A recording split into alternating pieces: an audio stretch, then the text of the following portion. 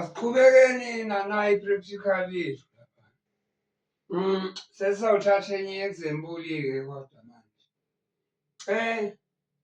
Lana sinikezwe amaphesenti ama-professional soccer players for men nabantu besimame. Nawa ama-results akhona. Qala 1970, 1980, 1990, 2000, 2010, 2020. Nawa amadoda. Amadoda aqala ku-100%, aya ku-95, aya ku-90, aya ku-85, 75, 60. Bantu besimame baqala ku-0. Bekuthi labayidlalayo la e-South Africa professional.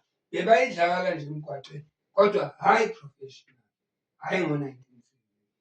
Beku-0.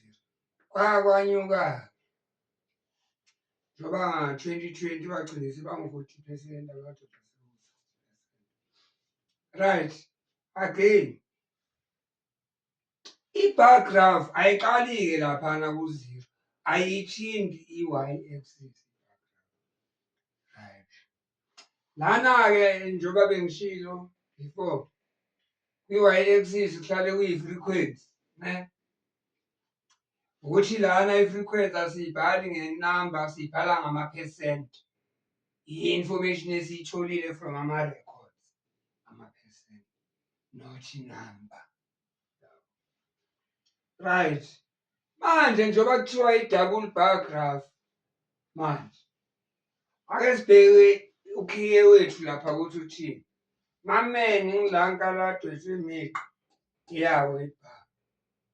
Ithintene nale yama-women so that sitokwathi compare. Ma-women izawushiya ihlile.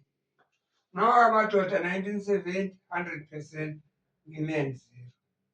Jump space 1980 madoda 95%. Abosisi 5%. 1990 amadoda 90. Abesifazane 10. Kambe. Yayibona amadoda iyancipha ibha. Sort of. Ngathi straight line. Yabo sisi nayo iyanyuka. Yayibona. Nayo. Ngathi straight line sort of. Not exactly phela lena i-real life akusiyo. Okay. Right.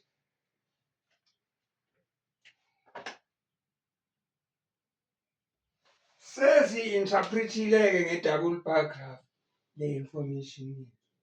Sabona ukuthi alright, over the years, ama-women have been participating more and more in professional soccer. As a percent, hhayi ngamanamba. Hhayi ukuthi linciphile inani lamajita adlala isoccer, kodwa iphesenti labo linciphile ngoba sekukhule ne-total number yabantu abadlala isoccer. Yini ama-reason aleya nto esiyibona lapha? Angithi basenza le statistics ne-probability sifuna ku-identify-a ema-trends ukuthi into tiyangakubo, tiyehla noma tiyanyuka noma tinjani. Ama-reason-ke sesingawaqagela siwahlawumbisele.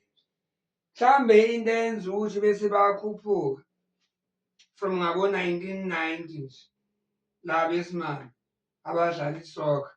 Yingoba kwaphela i-apartheid la South Africa.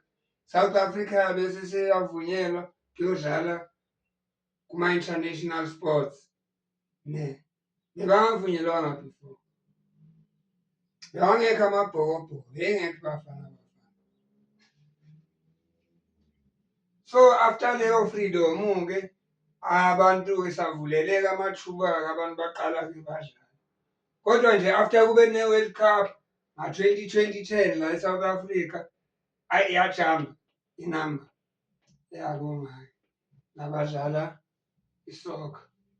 Why?